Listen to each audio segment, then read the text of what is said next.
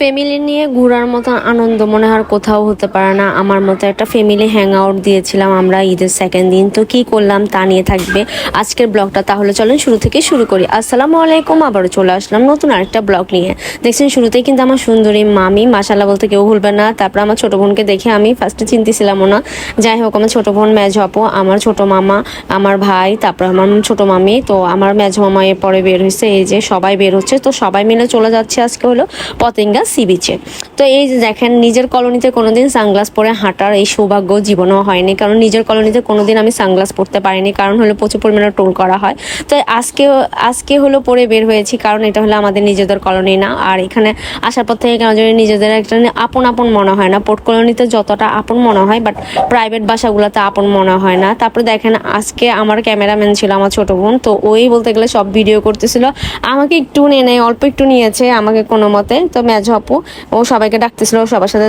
এরপরে হইলো মামা আমাকে দায়িত্ব দিয়েছে সিএনজি ধরানোর জন্য। আল্লাহর রহমতে সিএনজি ওয়ালাগুলো তো দ্বিগুণ দাম বলতেছে, তার মধ্যে ঈদের সেকেন্ড দিন, ঈদ বলে কথা, তো অনেক দাম চাচ্ছিল। পরে ফাইনালি আমরা 300-350 দিয়ে দুইটা সিএনজি ধরাই নিলাম। এখন কে কোন সিএনজিতে বসবে সেটা এখনো পর্যন্ত ডিসাইড করতে পারি না। আমি আল্লাহর রহমতে সবার আগে ঢুকে গেছি, কারণ আমার জানালার সাইডে না বসলে শান্তি লাগে না। আমি মাঝখানে বসতেই পারি না, আমার কমফোর্ট হয় না। যাই হোক, এরপর আমি আসতে বসে গেলাম। তারপরে হলো ফার্স্ট সিএনজিটাতে মেজ আপু, আমার এখানে মামি, মামারা গেছে, আর ছোট মামি, আমার ছোট বোন আর ছোট মামা আমাদের সিএনজিতে। তো আমরা এইভাবে গেছি। আমাদের সিএনজি ওয়ালা এত পরিমাণে গাধা ছিল, উনি নাকি পতেঙ্গা সি বিচ চিনে না। তো তাহলে উনি রাজি হয়েছে কেন, আমি সেটাই বুঝলাম না।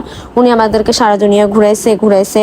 আমি ওনাকে যে রাস্তা দিয়ে যেতে বলি, উনি ওই রাস্তা দিয়ে যায় না। আমার কথা তো টোটালি শুনে না, কি একটা বিরক্তিকর লাগছে। যাই হোক, ওনাকে আমি ফার্স্টে বলেছিলাম সিএনজি ওয়ালাকে যে বরপলের ওখান দিয়ে যেতে, যাতে মুন্সিপাড়া রোডটা দিয়ে যেতে পারে। উনি আমার কথা শুনে না, উনি নিমতলা দিয়ে যে টোল রোডে দিয়ে গেছে। তো টোল রোড দিয়ে যাই লাভ কি হয়েছে, পুলিশে আমাদেরকে আবার ওই কিনে ইউটার্ন নিতে বলছে, ওখান দিয়ে যাওয়া যাবে না, ওখানে অলরেডি টোল দিতে হবে। উনিকে টোল দিবে, কুচুও টোল দিবে না, কিন্তু কিছুই চিনে না। আর মাঝখানে হলো আমরা গেছিলাম হলো কাঠগড় দিয়ে। তো ওখানে যাওয়ার সময় একটা দেখলাম সিএনজি নিয়ে যে পরিমাণে ঝগড়া হয়েছে। কি হয়েছে কে জানে, ফার্স্টে বুঝতেছিলাম না লোকটাকে কি সিএনজি মেরে দিছে নাকি সিএনজি এলাকে নামাইতে চেষ্টা করতেছিল, কিন্তু কোনোভাবে লাভ হচ্ছিল না। অনেক ফাইটিং করতেছিল। আমাদের তখন হলো জ্যাম ছিল, জ্যামের মধ্যে এই কাহিনী দেখছি। আমি জীবনে প্রথম মনে কোনো কাহিনী দেখতেছিলাম আর ভিডিও করছি। নর্মালি আমি সচরাচর কাহিনী দেখলে ভিডিও করি না, আমি উল্টা হেল্প করতে দূরে জায়গা। বাট এখানে এত পরিমাণে জ্যাম ছিল, আমি ভিতরে ছিলাম।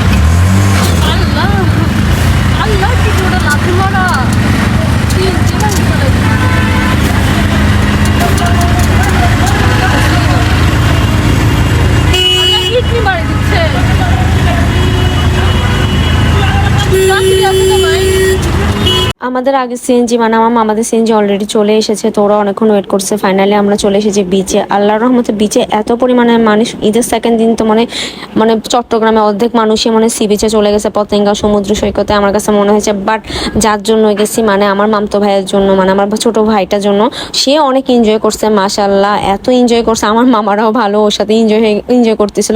আসলে ছোট বাচ্চাদের সাথে কিন্তু মানে খেলতে খেলতে কিন্তু নিজেরাও ছোট বাচ্চা হয়ে যায়, কখন কেউ টের পায় না। তো এরপরে পানিতে নামবো, কিন্তু ফার্স্টে আমি ভাবছিলাম যে এত মানুষের মধ্যে পানিতে নামা মনে পসিবল হবে না। আমরা যেখান দিয়ে নেমেছি সিএনজি থেকে, ওখান দিয়ে একেবারে সিঁড়ি ছিল, পানিতে নামা একেবারে ইজি ছিল। যেখানে নেমে গেছি আমরা, তো আমরা আরো কাছে যাবো, একেবারে পানির কাছে।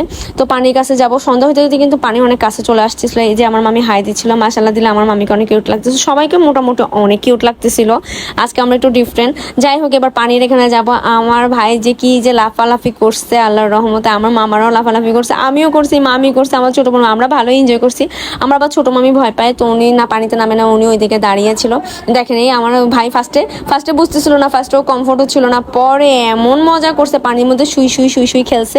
ওই জন্য আমরা গেঞ্জি প্যান্ট কিছুই আনি নাই, এটা একটা আফসোস ছিল। আমার মামি বলছিল অনেকবার গেঞ্জি প্যান্ট নিবা কিনা, কেউ পাত্তা দেয় নাই, সেজন্য আর নেওয়া হয় নাই। তো আমরা এলাম এখানে পানিতে নামতেছিলাম, মজা করতেছিলাম। এরপরে দেখেন আমার অবস্থা, আমি পানিতে নেমে গেছি। নেমে আমার ভাইকে এবার পানি মারা শুরু করেছিলাম। ফার্স্টে তো একটু ঢং করতেছিলাম, সামনে দেখলাম ওর সাথে সাথে একটু দুষ্টামি করা শুরু করছিলাম। এত পরিমাণে জোয়ার আসতেছিল, ভালোই লাগতেছিল। দেখেন ওকে পুরো ভিজে দিচ্ছে, ও এরপরে ইচ্ছা মতন পানি আমাকেও মারা শুরু করবে।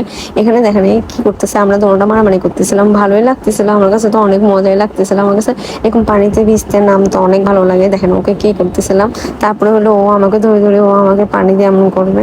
তো এমন করতে করতে এরপরে দেখলাম ও এরপরে পানিতে শুয়ে গেছে, শুয়ে নাচা শুরু করে দিয়েছে। এরপরে আমার মামারাও ওর সাথে সাথে এনজয় করতেছিল। আসলে ছোট বাচ্চাদের সাথে মানে থাকতে থাকতে নিজেরাও কখন ছোট হয়ে যায় নিজেরাও বুঝি না, টেরও পাই না। দেখেন আমার মামারা এরপরে সুন্দর একটা ডান্স দিবে, দোনো মামা আর ও সহ এই নাচানাচি করা শুরু করছে। আমার ভাইটাকে অনেক মিস করতেছি, ও তো বাইরের দেশে থাকে। ওপরে ভিডিও কলে ছিল অনেকক্ষণ ধরে, ওরে অনেক মিস করতেছিলাম আমরা। এরপরে দেখেন মামা ভাগ্নিরা আবার মামি ভাগ্নিরা আবার একসাথে হয়েছে। এই যে আমরা এখানে একসাথে হয়েছে, এই সাইডে চলে আসছি। এই সাইডে বেশি জোয়ার ছিল, ঢেউ আসতেছিল, দেখতে ভালো লাগতেছিল, ভিডিও করতেছিলাম। আমাদের কত সাহস, আমরা আরো মাঝখান বরাবর গিয়ে গিয়েও ছবি তুলছি, ভিডিও করছি, আবার চলেও আসছি। আমি তো জুতা খুলতেই ভুলে গেছিলাম। যাই হোক এরপরে অনেকক্ষণ ধরে ভিজাভিজি করা শেষ, সোনার বাংলাদেশ। এবার হলো আমরা চলে যাচ্ছি, উপরে উঠে যাচ্ছি। দেখেন মানুষ আর মানুষ, মানুষের শেষ। আর বিচ এত বড় যে মানে আমরা এক সাইডে যাই যে এনজয় করছি, এত খারাপ লাগে না। কিন্তু ছবি তুলতে দুই একটা ছবি তুলতে গেলে মানুষ চলে আসে, সেটা একটা পেন ছিল, একটা প্যারা লাগছিল আর কি। এরপরে উপরে উঠে যাবো, আমরা সিঁড়ির যে সাইডে ছিলাম ওই সাইডে ছিলাম, কারণ হলো অন্য দিকে হলে আবার সিঁড়ি খুঁজতে হবে, কারণ ইটগুলো দিয়ে উঠতে অনেক কষ্ট। এরপরে পরে ফাইনালি আমরা সিএনজি পেয়ে গেলাম। তো আমরা এভাবে আজকে ফ্যামিলি আউটিং ছিল, ভালোই লাগছিল। তো আজকের ভিডিওটা এই পর্যন্তই রাখছি। কেমন লেগেছে আমার ব্লগ, ভালো লাগলে অবশ্যই আমার পেজটা ফলো দিবেন। আর কারা কারা কোথায় ঘুরতে গেছেন অবশ্যই কমেন্টস করে জানাতে পারেন। Thanks for watching. আসসালামু আলাইকুম সবাইকে।